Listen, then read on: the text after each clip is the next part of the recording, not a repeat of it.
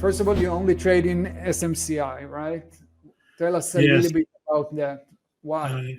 it's always got a good range during the day, and it has good momentum at times in whichever direction it's headed. So it's a good stock to trade for me. Is that something that in most cases you will search for or focus on, like just trading one or two assets, one or two symbols? Yes, it's something that I'll look at if there's, I look at daily charts too, and I use 3 minute, 5 minute, 15 minute charts mostly when I'm trading. And so, yeah, I do check in with another service that I follow to see what they're saying is gonna, what stocks are hot that day. Also, I use Swab, which has indicators of what's hot and what's cold that day, what direction many stocks are headed. That's interesting. So, because there are many ways to trade, right? Especially when it comes to stocks, so many opportunities. So, one will Definitely. be some guys will, like you, will focus their full potential or the full trading strategy on one ticker like Tesla or Apple, Amazon, Google, whatever it is, or SMCI, for example, as you mentioned. And some others will go to the stocks in play, those that are popping up, gapping up or down, or the penny stocks that they're pumping down.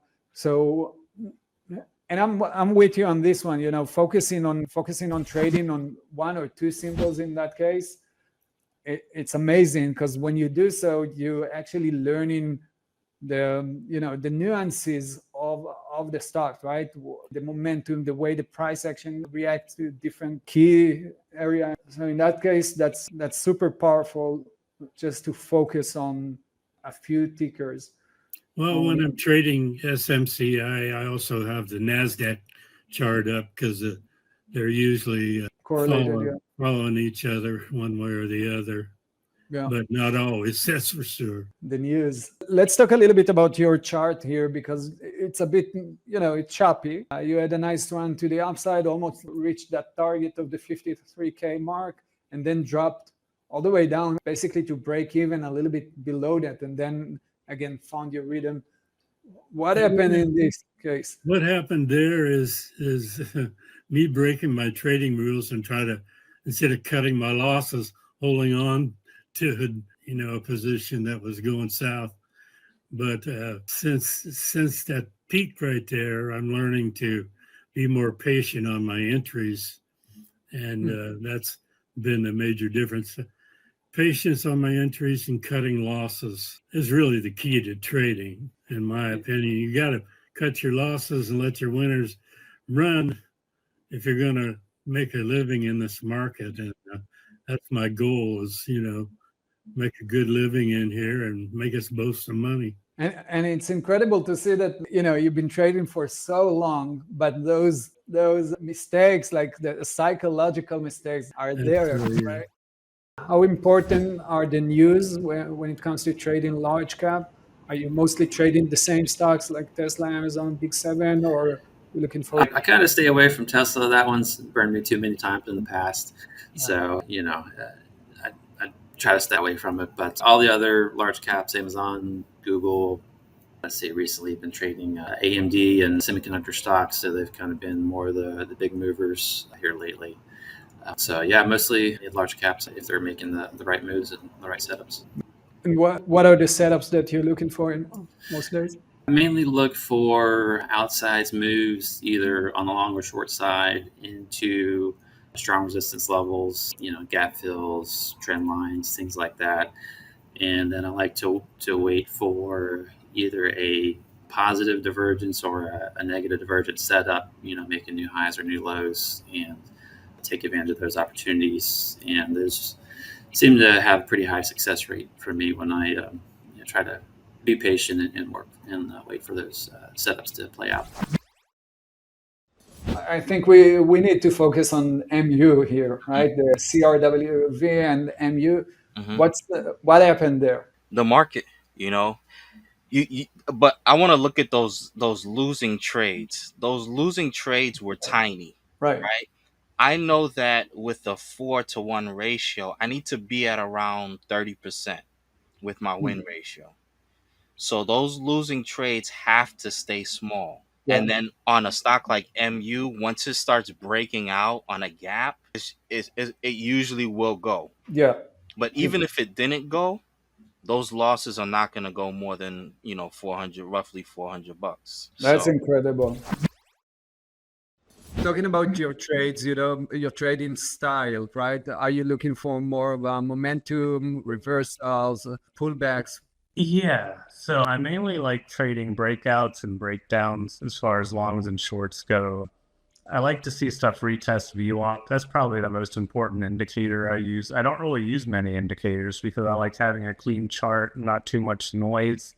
But VWAP I find to be really useful. So I like to see a long retest VWAP and come back up. And I feel a lot better about a breakout on the second attempt once it's already, retested the lows, put in support.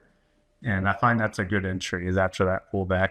And same with breakdowns. I like to see it come down to the low of the day. And normally, if it's under VWAP, I'll feel good about that short. Nice. And I find that the 5-minute helps a lot, but I also like having the 15-minute and 4-hour up just to get a better idea of the overall trend and have a better idea of, where I could possibly look to take profits or look to scale out. So exactly.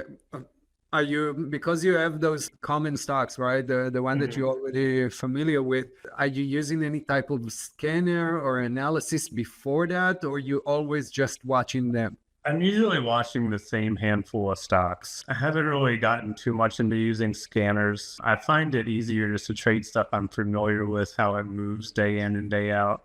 So I'll have a second monitor with a couple of charts on it, and it's usually the same ones every day as far as Apple and NVIDIA, AMD, just all the tech stocks basically. But yeah, and I'll check the daily charts each morning of each to see how they're looking. I like to see which one is stronger than the others or weaker than the others. So that way, if market sentiment changes, say if Apple is weaker than the market that day and suddenly the market starts turning down, I like to look for that weaker stock to find a short opportunity. Yeah. But I find it much easier to trade stuff you're familiar with how they move. So you don't get caught off guard nearly as much. For sure. This is definitely something that I noticed a long time ago. I used to trade many variety of stocks depending on the scanners. And then I guess over time, I just started to focus on, similar to what you said, the Qs, NVIDIA. That's already so difficult. And you just want to be the best version of you when you're trading. So you don't want to be in unfamiliar territory too often or getting uncomfortable. Yeah, that makes sense. January 2025 this year. Yeah. We have that week which nothing moved, just ranged. Everything was ranging, the bigger caps. That is a very stressful time for me because I cannot predict it. If I do like to trade breakouts, I said it. I like to trade breakouts, and you go for a breakout, stock doesn't break out, you go for the next one and just range, and you will be trapped 10 times if you don't follow your playbook. Yeah, that's for sure, especially when it comes to a ranging a day or a period of time when the market is ranging. Breakouts won't work so easily. In those cases, when you understand there is a range day or a period of time, do you looking for a different strategy? Are you trying more pullbacks, reversals? Just try to find a good reversal, or just try to focus on a penny stock reversal. Okay, so yeah, it is important to have at least 2 strategies in your arsenal in order to navigate between different times and different market times, basically. Nice one. So João, I'm gonna jump into your hub and show the guys at home how it looks like. For those of you not familiar, we basically have a hub for each trader, so his own dashboard or her, and you can track your stats and see the progress. We are looking at right now the $20,000 buying power that João traded, profit target that you need to reach, max loss, and daily pause, and some other stats here. Very nice one, 66% success rate. This is mostly when you traded breakouts. Yes. Usually I do like to trade breakouts, and I like to give it break even as fast as I can. Put break even, because usually what I see is if the breakout happens, the stock will continue to go up. That's why I like to trade the trends as well. Yeah. So the stock usually, when it goes up, it goes up. If it reverses and stops me out, that's okay. Probably that's not a trade. That's not the breakout I want. Yeah, and the fact that you put in your stop loss into break even fast also give you that extra for success rate. Because a lot of the time on breakouts, in most cases you won't have higher success rate, right? A lot of the breakouts are fail. So, but when you put it on break even, definitely it works. And but your risk reward ratio is a bit lower than normal, let's say. How do you plan to attack it on your funded account? I will just focus on that, on my two strategies, because in this challenge, I made a few mistakes on the beginning. As you can see, I went from 0 to almost 700, I believe, minus 700, and then I started progressively go up. I have a very good day.